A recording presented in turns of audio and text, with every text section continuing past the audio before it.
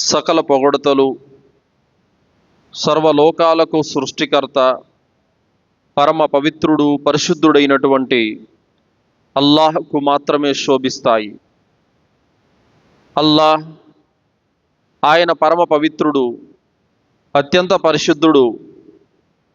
ఆయనే ఈ సమస్తాన్ని 6 దినాలలో సృష్టించి మహోన్నతమైనటువంటి సృష్టి సామ్రాజ్య పీఠాన్ని అధిష్ఠించినటువంటి మహోన్నతుడు.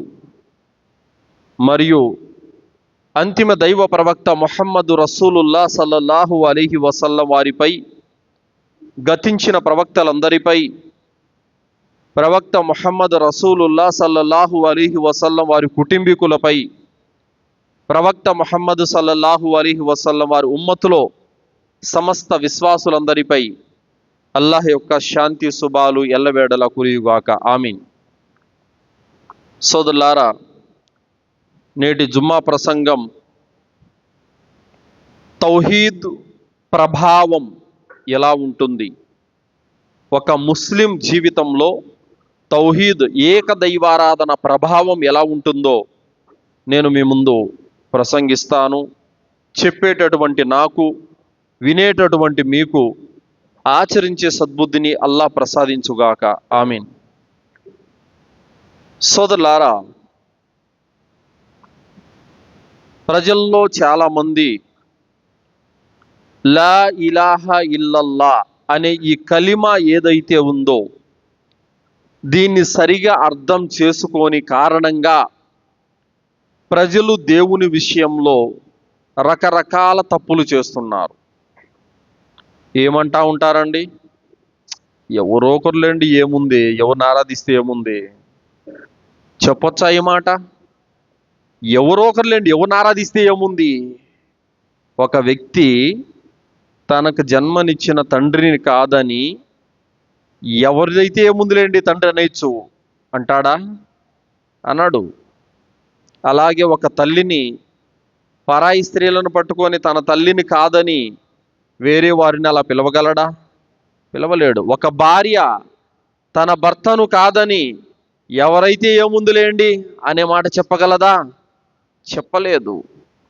ఆ విధంగా సృష్టికర్త అనేవాడు ఈ విశ్వానికి ఒక్కడే ఉన్నాడు.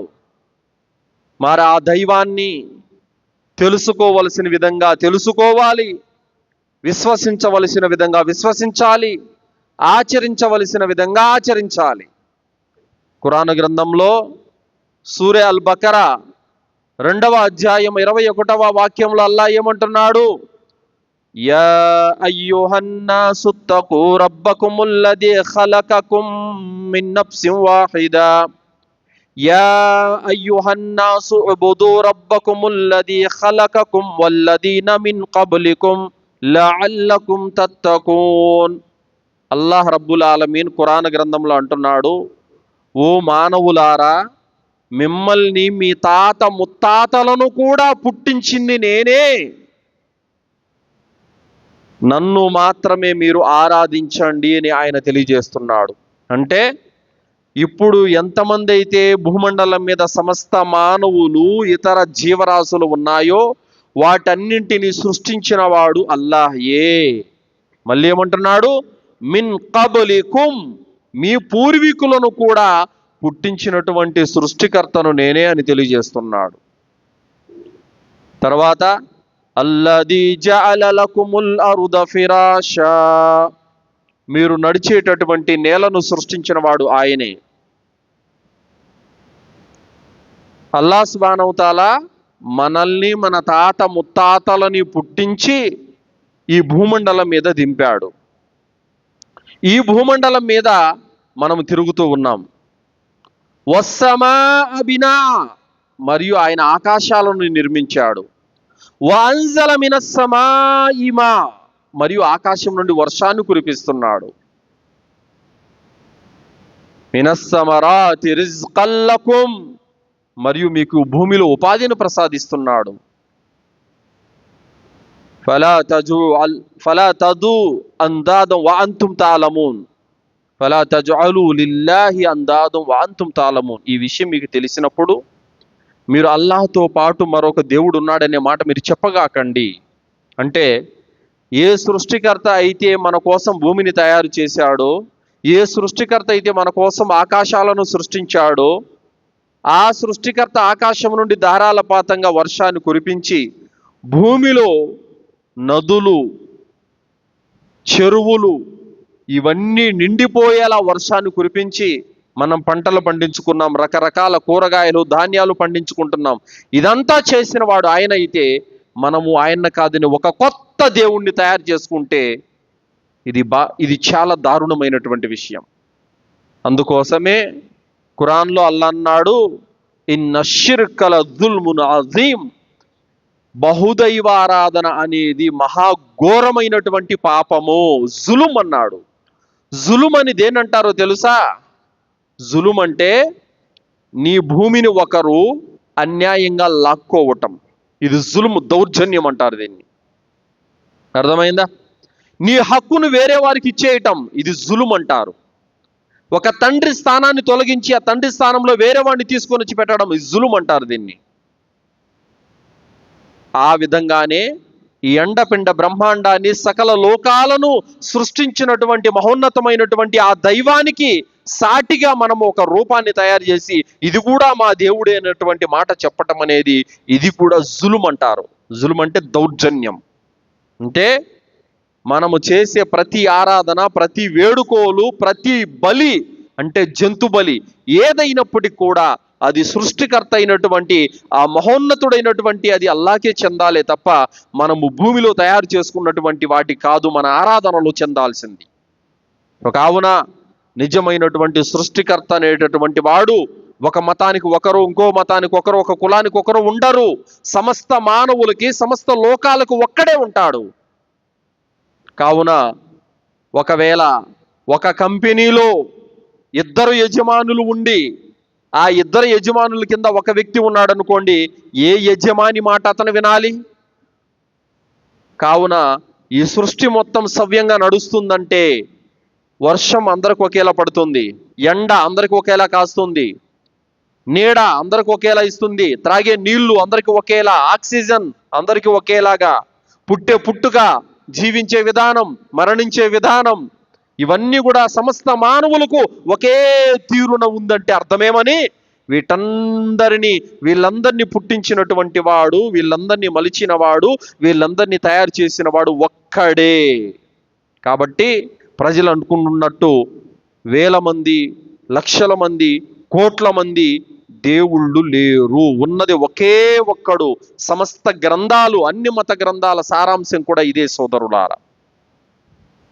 ఆ సృష్టికర్త యొక్క లక్షణాలు, ఆ దేవుని యొక్క గుణగణాలు తెలియనటువంటి వారు పొరబడుతూ ఉంటారు. వాస్తవానికి ఆ సృష్టికర్త పుట్టించేవాడే గాని పుట్టేవాడు కాడు, ఆయన మరణాన్ని ఇచ్చేవాడే గాని మరణించేవాడు కాడు, ఆయన ఉపాధినిచ్చేవాడే గాని ఆయన తినేవాడు కాడు, ఆయన నిద్రనిచ్చేవాడే గాని ఆయన నిద్రపోయేవాడు కాడు, ఆయన పెళ్లి చేసుకోవడము, భార్యతో సుఖాన్ని అనుభవించడము, భార్యతో అచ్చట ముచ్చట తీర్చుకొని బిడ్డల్ని కనడము, ఆ బిడ్డలు చనిపోతే ఇంకా తర్వాత బిడ్డలు పుట్టడము, ఇది దేవుని లక్షణము, దేవుని గుణం కాదు సోదరులారా.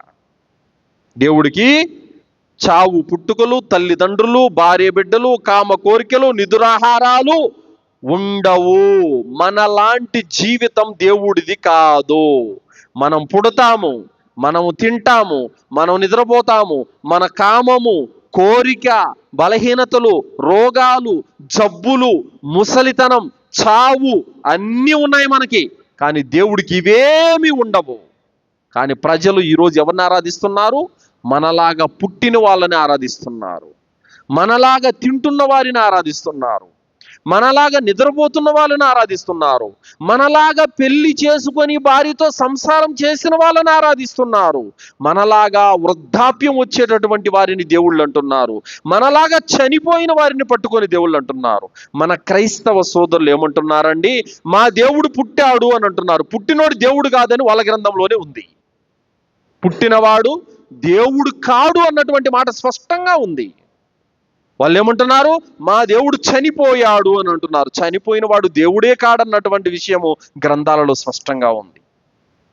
దేవుని గుణగణాలు, లక్షణాలు ప్రతి మానవుడు తెలుసుకోవాలి, ఏ మతం వాడైనా సరే. దేవుని గుణం ఏంటి? ఆయన పుట్టాడు. పుడితే దేవుడే కాదు అసలు. పుడితే అర్థమేమని? చావుందని అర్థం. పుడితే చావుందని. కానీ ఎవరు పుట్టిస్తే, పుట్టాడంటే మధ్యలో వచ్చాడు, ఆయన కన్నా ముందు ఇంకెవరో ఉన్నారని అర్థం. కానీ అల్లా వల్ అవ్వలు వల్ ఆఖిరు వల్ జాహిరు వల్ బాతిను. అల్లాయే మొదటివాడు, అల్లాయే చివరివాడు, అల్లాయే బాహ్యము, అల్లాయే గూఢము. అంటే అర్థమేమని? అల్లా కంటే ముందు ఎవరు లేరు, అల్లా తర్వాత కూడా ఎవరు ఉండరు. ఆయన మధ్యలో వచ్చినవాడు కాదు, ఎవరో పెడితే వచ్చినవాడు కాదు, ఎవరో చెక్కితే వచ్చినవాడు కాదు, ఎవరో గీస్తే వచ్చినవాడు కాదు. ఆ సృష్టికర్త మనమంటూ ఏమీ లేనప్పుడు, ఈ సూర్య చంద్ర నక్షత్రాలు, ఈ ఆకాశాలు, భూమి, ఈ విశ్వం లేనప్పటి నుంచి ఆయన ఉన్నాడు. నువ్వు మధ్యలో పుట్టి నువ్వు కొత్త కొత్త దేవుళ్ళను తయారు చేస్తున్నావు. ఇది తప్పు, ఇది క్షమించరాని నేరం. కాబట్టి సృష్టికర్త అనేవాడు అక్కడ ఉన్నాడు. ఆ గుణాలు మనం తెలుసుకోవాలి. ఈరోజు దేవుడు ఎవరో తెలియని కారణంగా ఎంతటి దౌర్భాగ్యమైనటువంటి పరిస్థితి అనంటే, యూపీలో ఒక బాబా ఉన్నాడు, బట్టలు లేవు, ఒంటి మీద బట్టలు లేవు, కేవలము ఒక జానుడు వస్త్రం కట్టుకుని ఉన్నాడు. అతను రోడ్డు మీద పోతా ఉంటే అతని కాళ్ళకు దండాలు పెట్టేవాళ్ళు, సాష్టాంగ ప్రణామాలు చేసేవాళ్ళు, ముద్దులు పెట్టేవాళ్ళు, పూలు చల్లేవాళ్ళు, కుంకాలు పెట్టేవాళ్ళు. ఏమి దౌర్భాగ్యం ఇది! మనలా పుట్టినవాడు మనకు దేవుడేంటి? మనలా పుట్టినవాడు మనకెలా దేవుడైతాడు? అతనా ఈ భూమి ఆకాశాలను పుట్టించింది? అతనా ఆకాశం నుండి వర్షాన్ని కురిపించేది? అతనా మనల్ని పుట్టించేది? అతనా మనల్ని మరణింపజేసేది? ఈ మాత్రం బుద్ధి వివేకాలు లేకపోతే ఎలా సోదరులారా? ఎవరో ఏదో జిమ్మిక్కులు చేసినంత మాత్రాన, ఎవరో ఏదో మంత్రతంత్రాలతో ఏవో వల్లించినంత మాత్రాన వాళ్ళు దేవుళ్ళు అయిపోతారా? ఆలోచించాలి. నా సృష్టికర్త, నా దేవుడు ఎవడు? నేను నడిచే నేలను పుట్టించిన వాడు, ఆ నేల మీద రకరకాల పంటలను పండింపజేస్తున్నటువంటి వాడు, ఆకాశం నుండి వర్షాన్ని కురిపించేవాడు, పుట్టించేవాడు, మరణాన్ని ఇచ్చేవాడు. ఈయన నా దేవుడు. అంతేగాని మనుషులు పెట్టుకున్న వాళ్ళు, తయారు చేసుకున్న వాళ్ళు, చెక్కుకున్న వాళ్ళు, గీసుకున్న వాళ్ళు దేవుళ్ళు కాదు సోదరులారా. ఈ జ్ఞానం ప్రతి వ్యక్తిలోనూ రావాలి. అందుకోసమే అల్లాహ్ సుబ్హానహు తఆలా సూరా ఇబ్రాహీంలో తెలియజేశాడు, అలం తర కైఫ దరబల్లాహు మసలన్ కలిమతన్ తయ్యిబతన్ కషజరతిన్ తయ్యిబా. అల్లాహ్ సుబ్హానహు తఆలా పరిశుద్ధ వచనమైనటువంటి లా ఇలాహా ఇల్లల్లా అనే కలిమాను ఒక మంచి వృక్షంతో పోల్చాడు. ఆ మంచి వృక్షం ఎలా ఉంది? దాని వేర్లు భూమిలోకి దిగిపోయాయి, దాని యొక్క కొమ్మలు ఆకాశాన్ని అంటేలాగా ఉన్నాయి. అల్లా యొక్క ఆజ్ఞతో అది పండ్లను పండిస్తుంది. అంత బలంగా చెట్టు ఉంది. ఈ బలమైన చెట్టుతో దేవుడు విశ్వాసిని పోల్చాడు. ఒక బలమైన ముస్లిం ఎలాంటోడో తెలుసా? దృఢమైన చెట్టు లాంటి వాడు. అతను పలికిన కలిమ ఆ దృఢమైన చెట్టుతో సమానం. అది గాలి వచ్చినా కూడా తొణకదు, బెదరదు. తుఫాను వచ్చినా కూడా కింద పడదు. ఉరుములు వచ్చినా, మెరుపులు వచ్చినా, ఏం జరిగినా సరే అది భూమి నుంచి కదలను కూడా కదలదు. అంత బలమైన చెట్టుతో సమానము ఒక ముస్లిం. అర్థమేమని? అతని మీద కష్టాలు వచ్చినా, రోగాలు వచ్చినా, జబ్బులు వచ్చినా, బాధలు వచ్చినా, ఎవరైనా బెదిరించినా, కొట్టినా, అగ్గిలో వేసినా, సిలువ మీద వేలాడదీసినా, గొంతు మీద కత్తి పెట్టినా, అతను కలిమాలో కలగా పులగం చెయ్యడు. అల్లాను విశ్వసించాడు. ఎలా విశ్వసించాడో తెలుసా? అతని మీద ఎన్ని జబ్బులు వచ్చినా, ఎన్ని కష్టాలు వచ్చినా, ఎన్ని బాధలు వచ్చినా, ఏ సమస్యలు వచ్చినా కూడా అతను అల్లాను విడిచిపెట్టాడు. మరి అల్లాహ్ సుబ్హానహు తఆలా ఖురాన్ గ్రంథంలో 66వ సూర 11వ ఆయతులో అల్లాహ్ ఫిరౌను భార్య యొక్క వృత్తాంతాన్ని తీసుకున్నాడు. వదరబల్లాహు మసలుల్ లిల్లదీన ఆమను ఇమ్రాఅత ఫిరౌన ఇద్ ఖాల రబ్బి ఇబ్ని లీ ఇందక బైతన్ ఫిల్ జన్న. ఫిరౌన్ అనేటువంటి ఓ దుర్మార్గుడు ఈజిప్ట్ సామ్రాజ్యంలో ఉండేవాడు. ఆ దుర్మార్గుడు ఏమి ప్రకటించుకున్నాడు? అనా రబ్బుకుముల్ ఆలా, నేనే దేవుణ్ణి, అల్లా దేవుడు కాదు, ఏమి కాదు, నేనే దేవుణ్ణి అని చెప్పేసి ప్రకటించుకున్నాడు. అతని దగ్గర ఉన్న డబ్బు, అతని దగ్గర ఉన్న అధికారము, అతని దగ్గర ఉన్నటువంటి మంది మార్బలాన్ని చూసుకొని దేవుణ్ణి ధిక్కరించినటువంటి అతి దుర్మార్గమైనటువంటి రాజు ఫిరౌన్. అలాంటి ఫిరౌను దగ్గరికి మూసా అలైహిస్సలాం వారు సత్య ధర్మాన్ని తీసుకొని వెళ్ళారు. అయ్యా, నీ అహంకారాన్ని, నీ మదాంధకారాన్ని పక్కన పెట్టి దేవునికి భయపడు. సృష్టికర్త ఒక్కడే, ఆయన విశ్వసించండి, ఆయనకు భయపడండి, ఆయన ఆరాధించండి అని మూసా అలైహిస్సలాం వారు చెప్పారు. కానీ ఆ దౌర్భాగ్యుడు ఏమాత్రం వినకపోగా మూసా అలైహిస్సలాం వారిని చంపాలని ప్రయత్నం చేశాడు. మరి ఆ మూసా అలైహిస్సలాం వారు తెచ్చినటువంటి ధర్మాన్ని విశ్వసించినటువంటి వారిలో ఫిరౌన్ భార్య కూడా ఉంది. మరి ఆ ఫిరౌను దర్బారులో ఫిరౌను కూతురికి జడ దువ్వేటటువంటి ఒక బానిస మహిళ విశ్వసించింది. తన విశ్వాసాన్ని లోపల పెట్టుకుంది, బయటికి చెప్పలేదు. అయితే ఒకానొక సందర్భంలో దువ్వెన కింద పడిపోతే బిస్మిల్లా అని చెప్పి అందుకుంటుంటే ఆ పాప అన్నది, నువ్వెవరి పేరు పలికావు? మా నాన్న పేరే కదనంటే, మీ నాన్న పేరు కాదు, మీ నాన్నను, నన్ను, ఈ సమస్తాన్ని పుట్టించిన అల్లా పేరు పలికాను. ఏంటి, మా నాన్న కాకుండా నీకు అల్లా దేవుడున్నాడా? అయితే ఈ మాట మా నాన్నకు చెప్తానని చెప్పింది. చెప్పు. పరుగున వెళ్ళి చెప్పింది. చెప్పడంతో ఫిరౌను అగ్గి మీద గుగ్గిలమైపోయాడు. ఏమిటి, నేను విన్న మాట నిజమేనా? మూసా తెచ్చినటువంటి దేవుణ్ణి నువ్వు విశ్వసించావంట, నేను దేవుణ్ణి అన్న విషయం నీకు తెలియదా? మరి ఇక్కడ నన్ను ధిక్కరిస్తే కాళ్ళు చేతులు బంధింపబడి శిక్షించబడతావన్న విషయం నీకు తెలియదా అని గద్దించాడు. ఫిరౌన్, నువ్వేం చేసుకున్నా సరే నేను అల్లాను విశ్వసించాను, ఆయనే నా ప్రభువు, మూసా తెచ్చిన మార్గం మీద నేనున్నాను, నువ్వేం చేసుకున్నా సరే నేను విశ్వాసాన్ని విడిచిపెట్టను అని చెప్పడం జరిగింది. ఆ విధంగా ఆమెకు 5 మంది బిడ్డలు. 5 మంది బిడ్డలను ఒక్కొక్కరిని నూనెలో వేశాడు. కన్ను మూసి కన్ను తెరిచే లోపు అస్థి పంజరం అయిపోయింది బిడ్డ. అయినప్పటికీ కూడా ఆమె యొక్క విశ్వాసం చెలించలేదు, ఏ మాత్రం కూడా అడుగు తడబడలేదు. ఆ విధంగా 5 మంది బిడ్డలను కూడా కాల్చేశాడు ఫిరౌన్. అయినప్పటికీ కూడా ఆమె ఏ మాత్రం కూడా విశ్వాసం మీద తొణకలేదు. 5వ బిడ్డ పాలు తాగుతున్న చెంటి బిడ్డ. ఆ బిడ్డను వాళ్ళు లాక్కోబోతే అప్పుడు ఆమె ఒక అడుగు వెనక్కేస్తే అప్పుడు అల్లాహ్ సుబ్హానహు తఆలా పాలు తాగే ఆ పసికందుకు మాట్లాడే శక్తినిచ్చాడు. ఆ బిడ్డ అంటుంది, అమ్మా నువ్వెందుకు వెనకడుగేస్తున్నావు? దూకు. వాస్తవానికి ఇహలోక అగ్ని కంటే పరలోకంలో అగ్ని చాలా భయంకరమైనది. నువ్వు దూకుతున్నది స్వర్గంలో, దూకు అల్లా కోసం అని చెప్పి ఆ బిడ్డ మాట్లాడగానే ఆ పసికందును అలాగే పట్టుకొని నూనెలో దూకేసింది. ఫిరౌను వారి దేహాలను కాల్చగలిగాడే గాని వాళ్ళ హృదయాల్లో నుంచి విశ్వాసాన్ని తీయలేకపోయాడు. నిజంగా అల్లాను విశ్వసించినటువంటి, లా ఇలాహా ఇల్లల్లా మీద దృఢ చిత్తంతో ఉన్నటువంటి ఏ ముస్లిం అయినా సరే ఇదే విధానాన్ని, ఇదే విశ్వాసాన్ని, ఇదే ఆచరణను కలిగి ఉంటాడు సోదరులారా. మరి ఇంత చూసినటువంటి ఫిరౌను భార్య, అరే ఒక బానిస మహిళే ఇంత చేస్తే ఒక రాజుకు భార్యను, సామ్రాజ్యాధినేతకు భార్యను నేను విశ్వాసం విషయంలో ఇంకెంత తెగించాలని చెప్పి ఆ మహిళ కూడా, ఫిరౌన్ నేను కూడా విశ్వసించాను అని చెప్పింది భార్య. దుర్మార్గురాలా, నువ్వు విశ్వసించావా? నువ్వు లా ఇలాహా ఇల్లల్లా పలికావా? నువ్వు మూసా తెచ్చిన ధర్మాన్ని విశ్వసించావా? చూడు నిన్నేం చేస్తాను అని చెప్పేసి మండే ఎండలో పడుకోబెట్టాడు. భార్య అన్నటువంటి కనికరం కూడా లేకుండా మండే ఎండలో పడుకోబెట్టి పెద్ద పెద్ద బండరాళ్ళు తీసుకొని వచ్చి ఎద మీద పెట్టాడు. కొరడాలతో కొట్టించాడు, అతి భయంకరంగా హింసించాడు. తర్వాత ఏం చేశాడు? వఫిరౌన దిల్ ఔతాద్, అల్లాహ్ తాలా వాడికి మేకుల వాడని చెప్పేసి బిరుదిచ్చాడు. కాలిలోను, మోకాళ్ళ వద్ద, గెనుపుల వద్ద, అరిచేతులకు మేకులు బిగ్గొట్టాడు భూమిలోకి.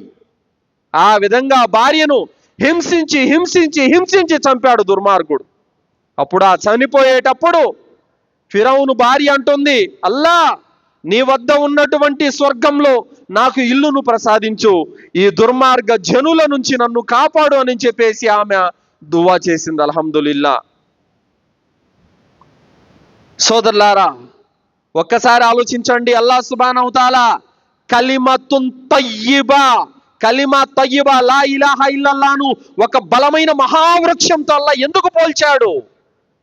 ఆమె దెబ్బలు తింటుంది, మేకులు బిగ్గొట్టబడుతుంది, రక్తస్రావం అవుతుంది, ఎండలో పడుకొని ఉంది, బండరాళ్ళు మీద పెట్టారు, అయినా కూడా ఆమె విశ్వాసం తొణకలేదు. నా భర్తే దేవుడు, ఫిరౌన్ దేవుడు అనే మాట ఆమె పలకలేదు. నువ్వు కొట్టినా, నువ్వు చంపినా, నువ్వు మేకులు బిగ్గొట్టినా, నువ్వేం చేసినా అల్లయ్య నా ప్రభు అనేటటువంటి మాట మీద దృఢంగా ఉన్నింది. అల్హమ్దులిల్లా. ఇది లా ఇలాహ ఇల్లల్లా మీద స్థిరత్వం అంటే. బలమైనటువంటి మహావృక్షం గాలికి గాని, తుఫాను గాని, వానకు గాని, ఉరుముకు గాని, మెరుపుకు గాని తొణకదు, కింద పడదు, దృఢంగానే ఉంటుంది. అందుకే అల్లాహ్ సుబ్హానహు వ తఆలా సూరా ఇబ్రాహీంలో కలిమ తయ్యిబాను బలమైన వృక్షంతో పోల్చాడు. ఏం తక్కువ అండి ఆంకి? ఒక రాజుకు భార్య అంటే, ఈజిప్ట్ సామ్రాజ్యానికి రాజు అయినటువంటి భార్య అనంటే నగల కొరత, దుస్తుల కొరత, తిండి కొరత, చెలికత్తుల కొరత, ఏం తక్కువ ఉంది ఆంకి? కోరినటువంటి వైభవం, రాజకోటలో అంగరంగ వైభవమైనటువంటి మహోన్నతమైనటువంటి హంస తూలికలపైనటువంటి పట్టు పాన్పులపైన పడుకునేటటువంటి మహాసుందరమైనటువంటి జీవితం. అలాంటి జీవితాన్ని వదిలిపెట్టి ఆ దుర్మార్గుడి చేతులు అంతగా హింసించబడ్డానికి కారణం ఏంటి? విశ్వాసం. సృష్టికర్త ఒక్కడే అన్నటువంటి నమ్మకం. ఈ నమ్మకం ఇది ఒక ముస్లింలో ఉంటే గనక అల్హమ్దులిల్లా ఆ వ్యక్తి సాఫల్యం పొందినట్టే. మరి అల్లాహ్ సుబ్హానహు వ తఆలా ఖురాన్ గ్రంథంలో తర్వాత ఏం తెలియజేస్తున్నాడు? వ మసలు కలిమతిన్ ఖబీసతిన్ కషజరితిన్ ఖబీసా. మరియు చెడ్డ వచనాన్ని అల్లాహ్ సుబ్హానహు వ తఆలా ఒక పిచ్చి మొక్కతో పోల్చాడు. చెడ్డ వచనం అంటే ఏంటి? షిర్క్, బహుదైవారాధన. బహుదైవారాధకుల యొక్క పరిస్థితి ఇలాంటిది. పిచ్చి మొక్క అది వేర్లు లోపలికి దిగవు, అది పెద్దగా ఏం ఎత్తు పెరగదు, దాని కొమ్మలు కూడా ఏముండవు, జస్ట్ చిన్న గాలి వస్తే పడిపోతుంది. అవునా కదా? చిన్న గాలి వస్తే పడిపోతుంది. మనం పోతా అలా చేతు పీకేస్తే వెళ్ళిపోతుంది. అర్థమైందా? దానితో సమానము బహుదైవారాధకులు. ఎలా ఈ మాట ఎందుకు చెప్పడం జరుగుతుందనంటే గనక, ముస్లిములనే తీసుకోండి, పెళ్ళైన తర్వాత 2 ఏళ్ళకు బిడ్డలు పుట్టలేదంటే ఫలానా దర్గాకి వెళ్తారు, అక్కడ తిరుగుతారు, అక్కడ దీపాలు వెలిగిస్తారు, అక్కడ ప్రదక్షిణలు తిరుగుతారు, అక్కడ దువాలు చేస్తారు, ఫాతిహాలు ఇస్తారు. పుట్టలేదనుకో జంపు 2వ దర్గాకి, ఇంకా అక్కడ ఇంకొక దర్గాకి వెళ్తారు, అక్కడ 1 సంవత్సరం తిరుగుతారు, అక్కడ పుట్టలేదనుకో కశ్మీర్ దర్గాకి వెళ్తారు, అక్కడ లేదనుకో అజ్మీర్ దర్గాకి వెళ్తారు. అల్లాహ్ సుబ్హానహు వ తఆలా ఏమంటున్నాడు? కషజరతిన్ ఖబీస్, ఒక చెడ్డ వృక్షం, బహుదైవారాధన. అంటే వీడికి నిలకడ లేదు. ఈ దేవుడి దగ్గర బిడ్డలు పుట్టలేదంటే ఇంకో దేవుడు, ఆడ పుట్టలేదంటే ఇంకో దేవుడు, ఆడ పుట్టలేదంటే ఇంకో దేవుడు. చూసారా? ఆ చెడ్డ చెట్టు ఎలాంటిదంటే, చిన్న గాలి పడమర వైపు దోలితే ఇలా వంగుతుంది, చిన్న గాలి తూర్పు వైపు దోలితే ఇలా వంగుతుంది, చిన్న వాన వస్తే పడిపోతుంది. ఇలాంటి వాడు బహుదైవారాధకుడు. ప్రతి కష్టానికి లొంగిపోతాడు, ప్రతి జబ్బుకి పోయి దారాలు తాయితీలు వేసుకుంటాడు, ప్రతి చిన్న సమస్యకి బట్టలు మార్చినట్టు, చెప్పులు మార్చినట్టు దేవుళ్ళను మారుస్తూనే ఉంటాడు. ఇలాంటి వాడు. సో కాబట్టి అల్లాహ్ సుబ్హానహు వ తఆలా పరిశుద్ధ వచనమైనటువంటి లా ఇలాహ ఇల్లల్లాను ఒక బలమైన వృక్షంతో పోల్చాడు. మన విశ్వాసం కూడా బలమైన వృక్షం లాగా ఉండాలి, బలమైన మానులాగా ఉండాలి. ఏ ఉరుముకు గాని, ఏ మెరుపుకు గాని, ఏ వానకు గాని, ఏ గాలికి గాని తొణకకూడదు. ఎన్ని కష్టాలు వచ్చినా, ఎన్ని బాధలు వచ్చినా, ఎన్ని సమస్యలు వచ్చినా, ఎన్ని ఇబ్బందులు వచ్చినా అల్లాహ్ వైపునకే నీ చేతులు వేయాలి తప్ప, రోగం వచ్చిందని ఒక దర్గా దగ్గరికి, జబ్బులు వచ్చాయని ఇంకో సమాధి దగ్గరికి, ఇంకో చోటికి మారకూడదు సోదరులారా. ఇది భక్తి అనరు దీన్ని. అంటే ఇక్కడ నీకు బిడ్డలు పుట్టలేదని చెప్పేసి వేరే చోటికి జంప్ అయిపోయావు అంటే ఇతను వేస్టా? వాస్తవానికి ఇంతమంది దేవుళ్ళు లేరు, ఉన్నది ఒకే ఒక్క సృష్టికర్త. సో కాబట్టి పరిశుద్ధమైనటువంటి వచనాన్ని అల్లాహ్ సుబ్హానహు వ తఆలా లా ఇలాహ ఇల్లల్లాహ్తో పోల్చాడు. ఫిరౌను భార్య ఎంత భయంకరంగా హింసించినప్పటికీ తన విశ్వాసాన్ని కాపాడుకునింది. అల్హమ్దులిల్లా. ఆ విధంగానే మనము కూడా మన విశ్వాసాన్ని కాపాడుకోవాల్సినటువంటి అవసరం ఎంతైనా ఉంది సోదరులారా. ఫిరౌన్ ఏమన్నాడు? అనరబ్బుకుములాలా, నేనే దేవుడు అన్నాడు. కానీ భార్య ఏమనింది? నువ్వు దేవుడు కాదు, నువ్వు మనిషివి. దేవుడు అల్లా, సృష్టికర్త, భూమి ఆకాశాల నిర్మాత. మూసా చెబుతున్నాడు, చూశావు, అది మార్గం అని చెప్పి కనుక్కునింది. కాబట్టి మనలో కూడా మార్గమేదో, సత్యమేదో, అసత్యమేదో, నిజమేదో, అబద్ధమేదో తెలుసుకోవాల్సినటువంటి అవసరం ఎంతైనా ఉంది. ఎవరైతే ఏముందిలేండి, ఎవరిని మొక్కితే ఏముంది, ఏం మాట ఇది? ఎవరిని మొక్కినా ఆయన మొక్కినట్టేనా అని గ్రంథాలు ఎక్కడైనా చెప్పాడా? మీరు ఒక రూపాన్ని చేసుకోండి, దానికి చెయ్యండి, దానికి చేస్తే నాకు చేసినట్టే అని చెప్పేసి ఎక్కడైనా మీకు గ్యారంటీ ఇచ్చాడా? ఏ గ్రంథంలో కూడా మీకు ఇది కనపడదు సోదరులారా. మీరు ఫిరౌన్ను మొక్కితే నన్ను మొక్కినట్టే అని అల్లా ఎక్కడా చెప్పలేదు. మీరు ఒక ప్రతిమను మొక్కితే నాకు మొక్కినట్టే అని ఎక్కడా చెప్పలేదు. కాబట్టి యేసుక్రీస్తును మొక్కితే నన్ను మొక్కినట్టు అని ఎక్కడా చెప్పలేదు. ఒక ఔలియాను మొక్కితే, ఒక బాబాను మొక్కితే నన్ను మొక్కినట్టు అని ఎక్కడా చెప్పలేదు. కాబట్టి ఈ రోజు ప్రజలు ఎంతమంది అయితే ఈ బాబాలను మొక్కుతున్నారో, ఎంతమంది అయితే ప్రతిమలను మొక్కుతున్నారో, ఎంతమంది అయితే ఈ విధంగా సమాధులను మొక్కుతున్నారో, వారి ఆరాధన అంతా కూడా వృధా అవుతుంది. వారికి రవ్వంత పుణ్యం కూడా రాదు. ఏ వ్యక్తి అయితే సృష్టికర్తను ఆరాధిస్తాడో అతనికి మాత్రమే పుణ్యం వస్తుంది.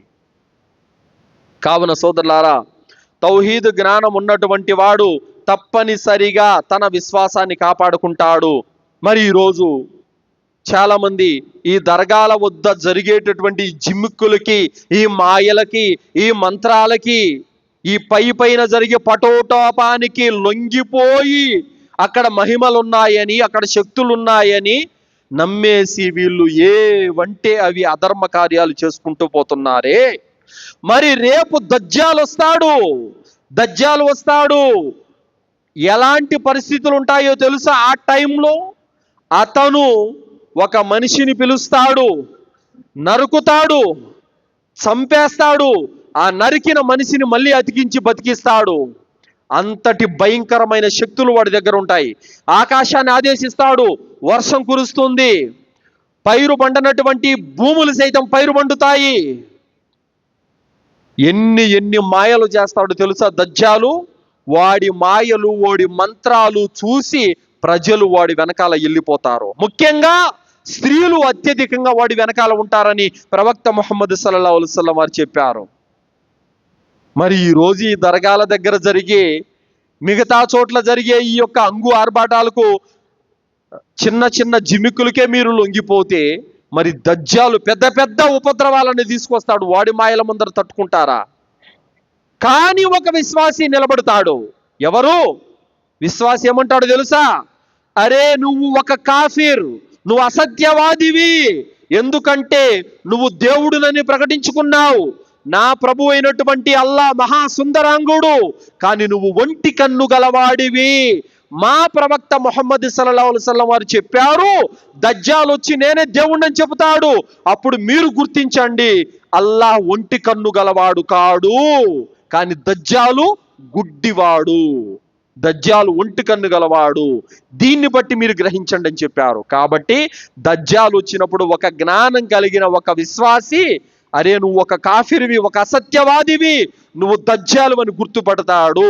జ్ఞానం లేని ముస్లిం, తౌహీద్ లేని ముస్లిం వాడి వెనకాల మాయలకు, మంత్రాలకు లొంగి వెళ్ళిపోయి నరకాగ్నిలో పడిపోతాడు. కావున ఒక ముస్లిం తప్పనిసరిగా షిర్క్, తౌహీద్ యొక్క జ్ఞానం తప్పనిసరిగా తెలుసుకొని ఉండాలి.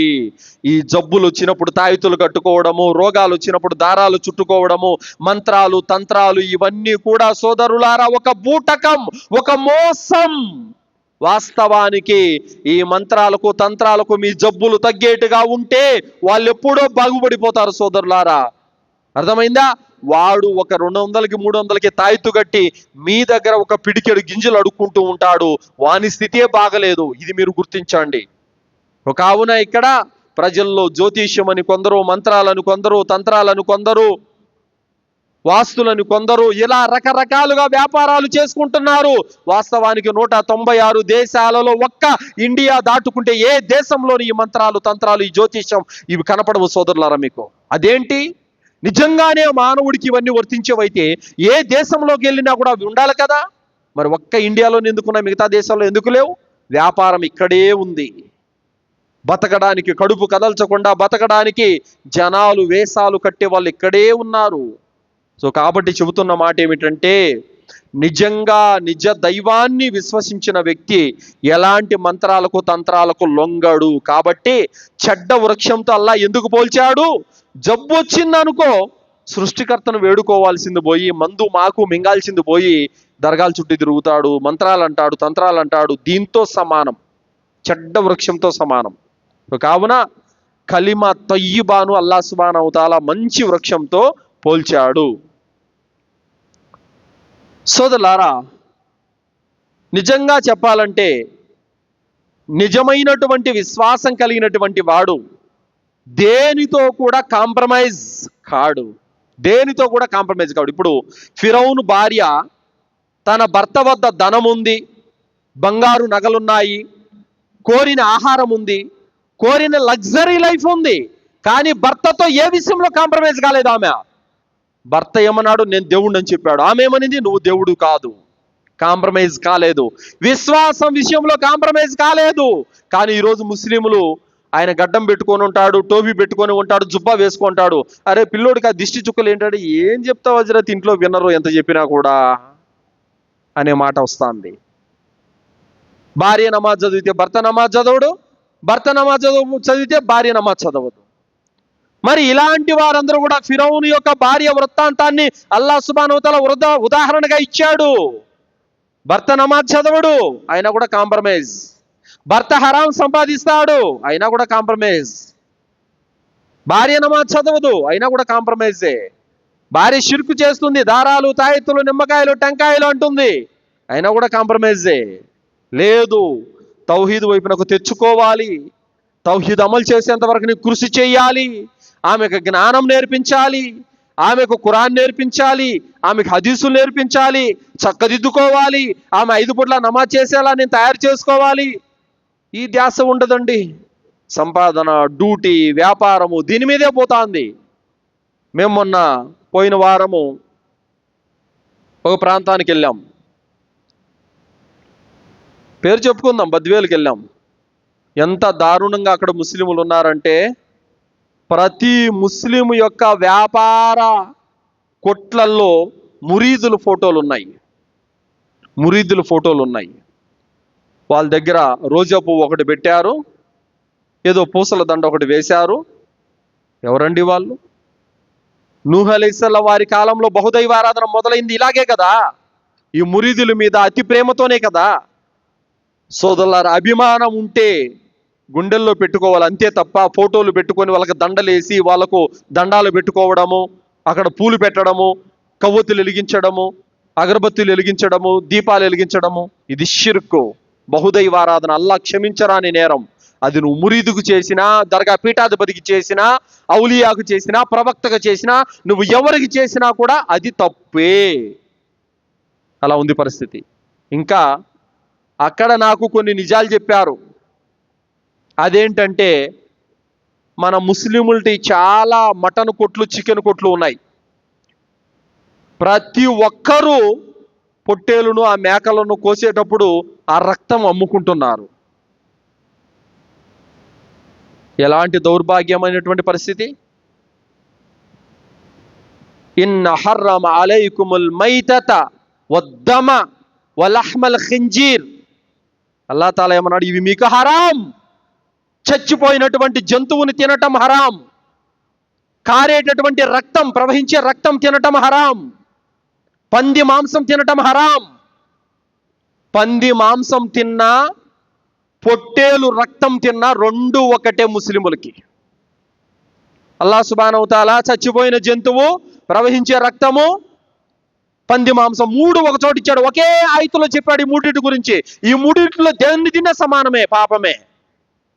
మరి ఈ విషయం తెలియదా ముస్లిములకి? ఏమంటున్నారు? పడేస్తే ఏమొస్తుందండి, హిందువులకు అమ్ముకుంటే 200 300 వస్తుందని చెప్పేసి అని అంటున్నారు. దౌర్భాగ్యాలు. ఖురాన్ అనేది ముస్లిముల సొత్తా? ముస్లిములకు మాత్రమే అంకితమా? హాదా బలాగుల్ లిన్నాస్ వలియుందిరు బిహి వలియఅలము అన్నమా హువ ఇలాహు వాహిద్. ఖురాన్ సమస్త మానవులకు మార్గదర్శకం. సమస్త మానవులకి ఖురాను మార్గం చూపేదానిగా వచ్చింది.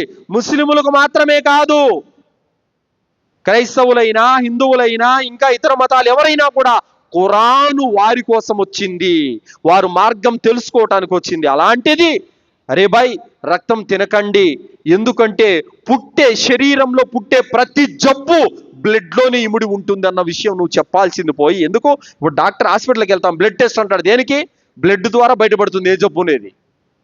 పుట్టే ప్రతి జబ్బు కూడా, అది క్యాన్సర్ అయినా, అది జ్వరమైనా, అది ఏ రకమైన జబ్బు అయినా సరే బ్లడ్లో నుంచి పుడుతుంది. అలాంటి బ్లడ్ను అల్లా తినొద్దు అన్నాడు, పడేయమన్నాడు. అలాంటిది ముస్లిములు మేము తినం, వాళ్ళకు అమ్ముకుంటామంటే ఇది సమ్మతమేనా? కాదు. కావున ఇక్కడ తెలుసుకోవాల్సినటువంటి విషయం ఏంటంటే, మనకు హరామైనటువంటి వస్తువును తినటం హరామైనప్పుడు దాన్ని అమ్మటం కూడా హరామే, దాన్ని ఒకరికి ఇవ్వటం కూడా హరామే. కాబట్టి ఈ విషయాలని తెలుసుకోవాలి.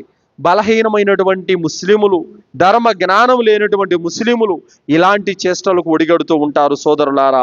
కాబట్టి ఇలాంటి వాటిని కూడా తప్పనిసరిగా సరి చేసుకోవాల్సినటువంటి అవసరము ఎంతైనా ఉంది సోదరులారా. ఒక అతను మా ఊర్లోనే, మా ఇంటి ఎదురుగానే ఉంటాడు, కొత్తగా ఇల్లు కట్టుకున్నాడు. అతను ఏం చేశాడంటే, ఆ ఇంటికే బాత్రూమ్ ఒకవైపు, వంట రూమ్ ఒకవైపు ఆనించి కట్టుకున్నాడు.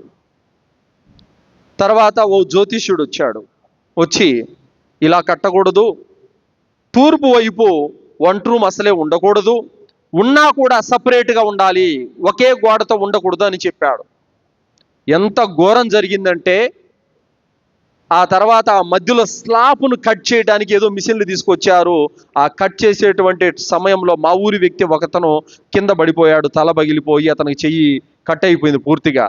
ఎంత ఘోరం జరిగిందంటే, దాన్ని చేసుకోవడానికి 2 లక్షల ఖర్చు, ఇతను ప్రమాదానికి గురైనందుకు ఇతనికి 3 లక్షలు ఎంతో ఇచ్చారు డబ్బులు. ఇప్పుడు సమ్మగా తీరిందంతా. అవసరమా? ఇలాంటి గుడ్డి నమ్మకాలు, మూఢ నమ్మకాలు నేడు ముస్లిముల్లో ఉన్నందుకు నిజమైనటువంటి దైవ ధర్మానికి దూరం అయిపోయారు ముస్లిములు. కావున సోదరులారా, ఈ వాస్తులు, ఈ జ్యోతిష్యం అనేది పచ్చి అబద్ధము, పచ్చి మోసము. ఇలాంటి వాటి నుండి ఎవరు దూరంగా ఉండగలుగుతారు? ఎవరైతే ఖురాన్ హదీసు జ్ఞానం ఉందో, ఎవరికైతే ఇస్లాం పరిజ్ఞానం ఉందో అలాంటి వారు ఇలాంటి మూఢనమ్మకాలకు, షిర్కుకు, బిదాతుకి దూరంగా ఉంటారు సోదరులారా. కావున ఎవడొచ్చి చెప్పినా నమ్మడమే, ఎవడేది చెప్పినా నమ్మడమే. ఇలాంటి వాటికి ఒక ముస్లిం ఎప్పుడు కూడా పాల్పడడు సోదరులారా. ఎన్ని మజీదులలో ఎన్ని బయాన్లు చెప్తున్నారు, ఎంతమంది పండితులు వస్తున్నారు, అయినప్పటికీ కూడా ఈ చెవున వింటున్నారు, ఈ చెవును వదిలిపెట్టేస్తున్నారు.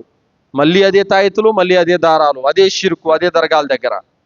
ఎలా అయిపోయిందంటే పరిస్థితి, ఓ పందిని బురదుందని చెప్పేసి నీట్గా నీళ్లతో కడిగి కడిగి కడిగి శుభ్రంగా చేసి పెడితే అది ఇటు చూసి ఇటు తీసేలేపు బురదలో దొల్లేసింది మళ్ళీ. అలా ఉంది కొంతమంది ముస్లిముల పరిస్థితి. అందరికి పరిస్థితి కాదులేండి, కొంతమంది పరిస్థితి. కొంతమంది ఉన్నారు అల్హమ్దులిల్లా, వాళ్ళ గురించి కూడా మనం వింటా ఉంటాం. ఆయన ఉన్నాడండి, దేనికి రాడండి, దేనికి పిలిచినా రాడు, ఏదైనా ఇస్తే తినడు, ఏదైనా పెళ్ళికి పిలిస్తే రాడు, ఏదైనా బర్త్డేకి పిలిస్తే రాడు, ఏ తద్దినాకి పిలిస్తే రాడు, ఒక ఫాతిహా చేసుకుంటా ఉంటే రాడు, దేనికి రాడండి అసలు ఆయన ఏంటో, ఆయన విధానం ఏంటో అని అంటా ఉంటారు. ఎవరతను? ఇస్లాం ధర్మం మీద నిష్టగా ఉన్నాడు, ఏది హలాలో ఏది హరామో అతనికి తెలుసు. అందుకే జరిగే ప్రతి అధర్మ కార్యంలోకి అతను వెళ్ళడు, ప్రతి బిదాతు పెళ్లికి అతను వెళ్ళడు, ప్రతి బిదాతు ఒలిమాకి అతను వెళ్ళడు, పిలిచిన ప్రతి కార్యానికి అతను వెళ్ళడు. ఏది హలాలో ఏది హరామో తెలుసుకుంటాడు, హలాల్ దానికి వెళ్తాడు, హరాం దానికి వెళ్ళాడు. అబూ అయ్యూబ్ అన్సారీ రదియల్లాహు అన్హు వారిని ఒకసారి ఒక ఒలిమాకు పిలిచారు కొంతమంది. అబూ అయ్యూబ్ అల్ అన్సారీ ఒక సహాబీ, ఈయన ఒలిమా కోసం బయలుదేరారు, వెళ్ళారు. ఆ ఇంటి దగ్గర చూస్తే పెద్ద పెద్ద డేరాలన్నీ దిగేసి ఉన్నారు, అంగు ఆర్భాటాలు చేసి అలంకరణ చేశారు మొత్తం. ఆయన తినకుండానే ఎక్కడి నుంచి వెళ్ళిపోయారు. ఎందుకంటే నికా అనేది సింపుల్గా జరగాలే కానీ ఈ హంగు ఆర్భాటాలు ఏంటి ఇస్లాంలో లేవు కదా అని చెప్పేసి ఆయన తినకుండానే వెళ్ళిపోయారు.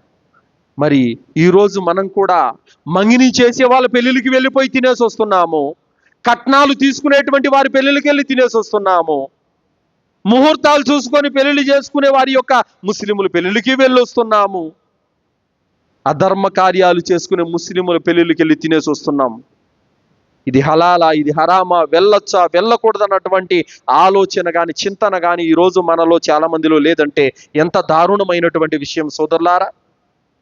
కావున నిష్ట కలిగినటువంటి ఒక ముస్లిం లాగా మనం ఉండాలే తప్ప బిదాతు షిర్కు జోలికి వెళితే ఇహపర లోకాలు రెండు కూడా నాశనం అయిపోతాయి. కావున సోదరులారా, మీ విశ్వాసం షిర్కు లేనిదై ఉండాలి, మీ విశ్వాసం బిదాతు లేనిదై ఉండాలి, మీ విశ్వాసం మూఢ నమ్మకాలతో కూడినదై ఉండకూడదు, మీ విశ్వాసము పరిశుద్ధమైనదై ఉండాలి.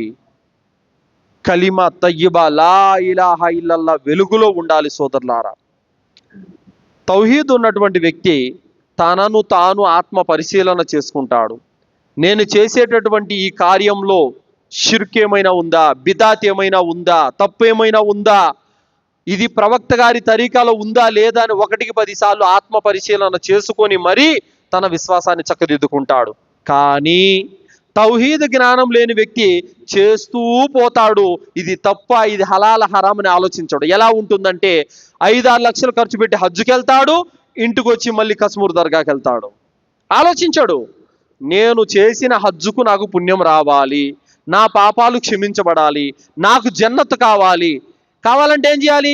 ఆ హజ్జు పుణ్యాన్ని భద్రంగా కాపాడుకోవాలి, ఆ పుణ్యం వృధా కాకూడదు అనే ఆలోచన అతనికి ఉండదు. ఏం చేస్తాడు? ఆడికి వెళ్తాడు, ఈడికి వెళ్తాడు, దారం కట్టుకుంటాడు, తాయెత్తు కట్టుకుంటాడు, జ్యోతిష్యం అంటాడు, మంత్రాలు అంటాడు. అలాంటి వారు ఆలోచించారు తౌహీద్ పట్ల, అన్నీ చేసుకుంటా పోతూ ఉంటారు. ఇవన్నీ కూడా ఎలాంటి అంటే, ఒక తూట్లు ఉన్న జల్లెడలో మీరు ఎన్ని నీళ్లు పోసినా లాభం ఉందా? లాభం లేదు. నీళ్లు పోస్తూనే ఉంటారు, పోతానే ఉంటాయి, ఆగవు. అలాగే షిర్కు బిదాతు మూఢనమ్మకాలకు పాల్పడే వారి యొక్క అమలు కూడా అంతే. వారు చేస్తూ ఉంటారు, కర్మలన్నీ వృధా అయిపోతూ ఉంటాయి, పుణ్యాలన్నీ నాశనం అయిపోతూ ఉంటాయి, ఏమీ లాభం లేదు సోదరులారా. కావున పుణ్యాలను మనం తప్పనిసరిగా కాపాడుకోవాల్సినటువంటి అవసరము ఎంతైనా ఉంది సోదరులారా.